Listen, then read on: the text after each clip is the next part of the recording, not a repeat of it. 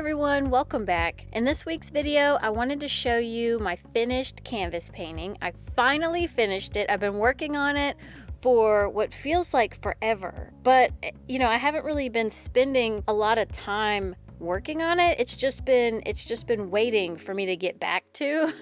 And I have come back to it several times, and I'll paint a little bit and then I'll get busy doing something else, and then weeks will go by and I haven't worked on it at all, and then I'll get that itch to finally finish it. I'll start up again with it, and it kept not happening.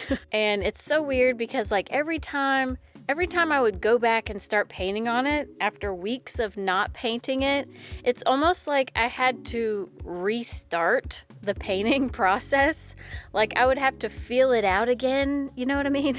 So it's so weird. If you're not painting on a canvas every day, or not really every day, if you're not painting on a canvas regularly, it's like you get rusty when you go back to painting. Even though, I've been working in a sketchbook a lot, way more than I've ever worked in a sketchbook before, and I've been really enjoying that. But it's weird going back to painting on canvas, and especially painting bigger. The sketchbooks that I use are kind of small. They're only like 5 by 8, I think. So it's a relatively small page, and a lot of times I do 2-page spreads, which, kind of makes it a little bit bigger, but it's a lot different painting on even a 10 by 8 and then going to a canvas, and this particular canvas is actually 16 by 20, I believe, and that's inches. All of these measurements are in inches. Going from 5 by 8 to 16 by 20, I mean, there's a huge difference there. And then when you factor in, using acrylic paint versus using watercolor or water-soluble art supplies, it's just a completely different world of painting. And I think you can really tell. In some of these clips, I'll be really tight and, painting and smoothing every brushstroke out. And then in other clips, I'll be focusing a lot on detail, especially early on in my painting. Because, whenever you first start a canvas painting, you really just want to get all your colors out, block everything in, not worry about detail, because you're just going to layer on top of it. And all that work that you put into detail is essentially just going to get covered up for the most part. Unless you get really lucky and you do something perfect the first time and you don't have to go over top of it, which does happen. But for the most part, worrying about detail in the beginning stages is just a huge waste of time. And I wasted a lot of time on some of these painting sessions that I had because I was just trying to get back into the motion of using a paintbrush, using my acrylic paint, mixing colors and all that kind of stuff. I've been painting for a long time. I mean, not like 10 years or anything. That's a long time. I've been painting for a decent amount of time. So I do feel comfortable and confident in my ability to paint and mix colors and come up with a finished painting. So it's not really that I'm worried about.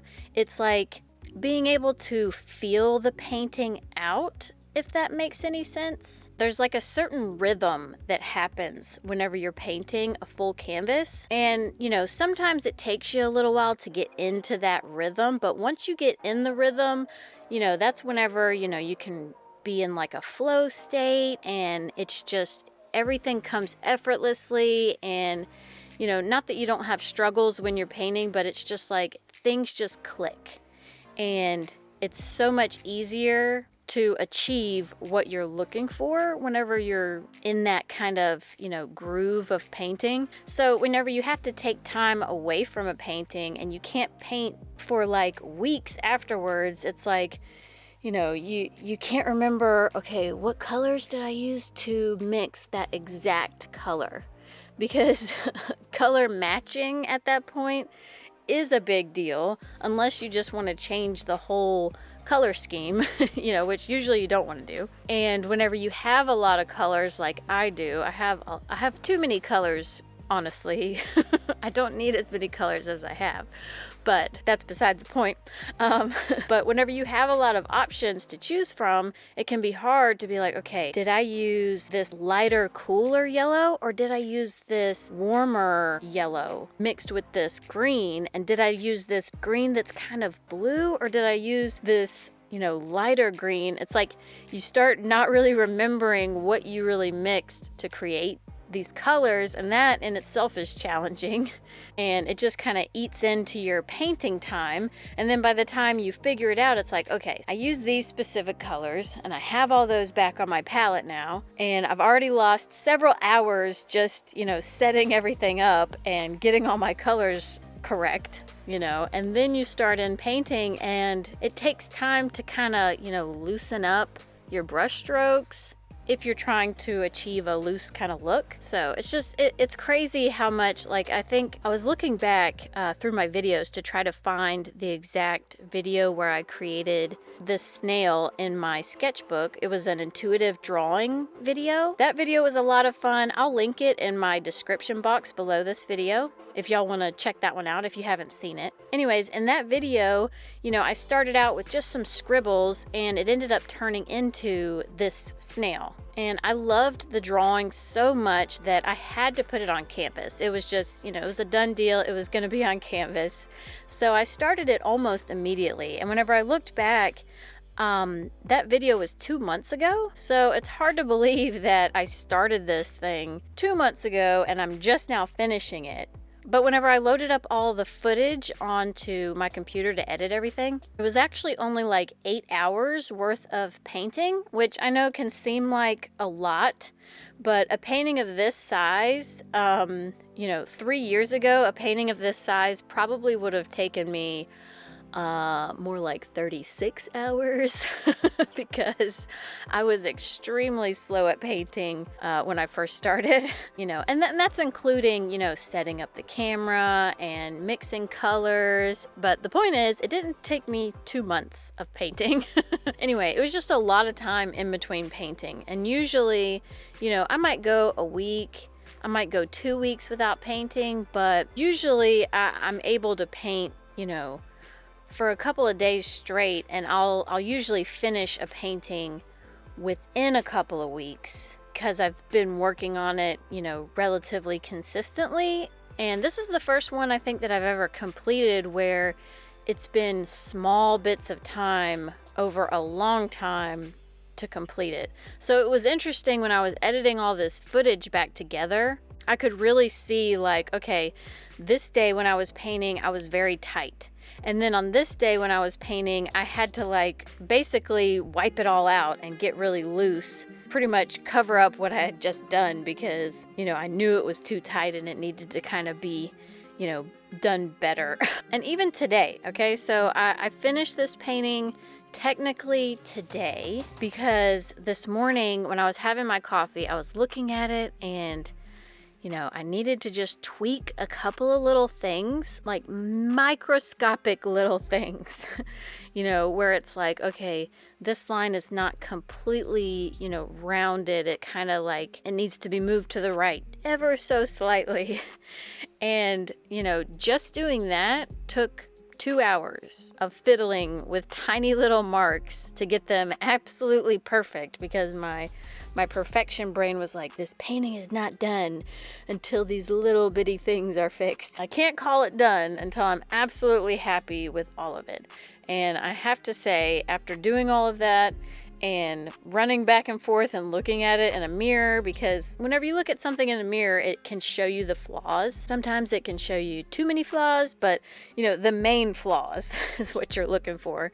But I would run back and forth to my mirror and look at it through a mirror and be like, oh, you know, it's still kind of crooked right here. And so I would have to mix the right color, kind of color match it just to move a tiny piece of line over.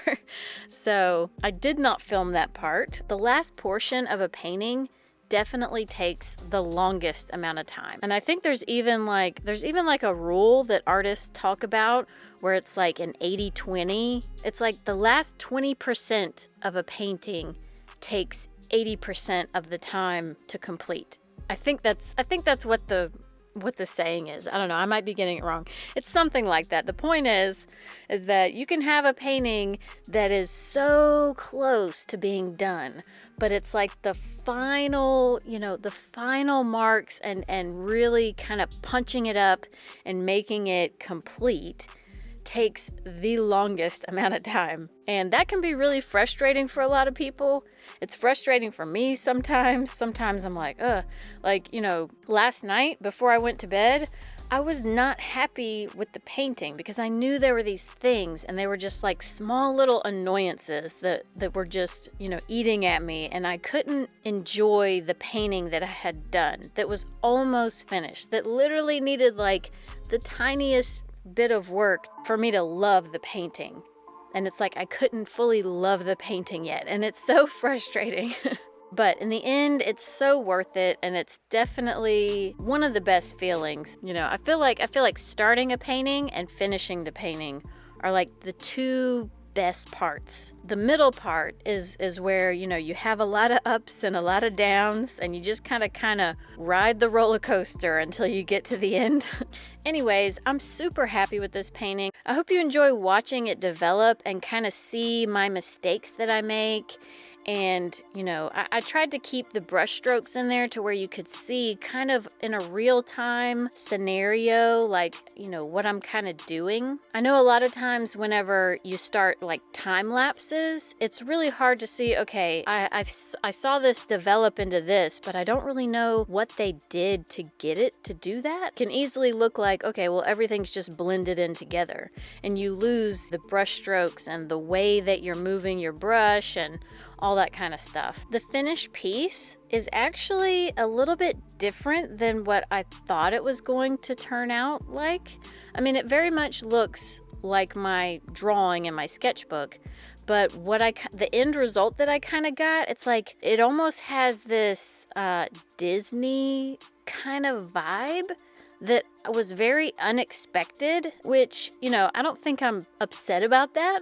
It's just not really what I thought it was gonna look like by the end. I don't know. Does it give anybody else Disney vibes? It definitely gives me Disney vibes. And I think it's the snail's face, like his head. His head looks so like soft and squishy. And the eyes, I think the eyes kind of come up similar to like, I don't know, like Mickey Mouse ears, but not really, because they're not big like Mickey Mouse ears. Anyways, Disney or no Disney, I'm super happy with the result. These little drips that I did, I love the drips. I'm so glad I did that. I've never done drips like that in a painting before, and I kind of got that idea from using my acrylic inks, and it would look more like an alien world or almost underwater. I also think it could almost look like the snail is in like a terrarium, and it's like you're looking through the glass and there's marks on the glass from maybe the snail crawling up, and that's like the goo. Is that weird?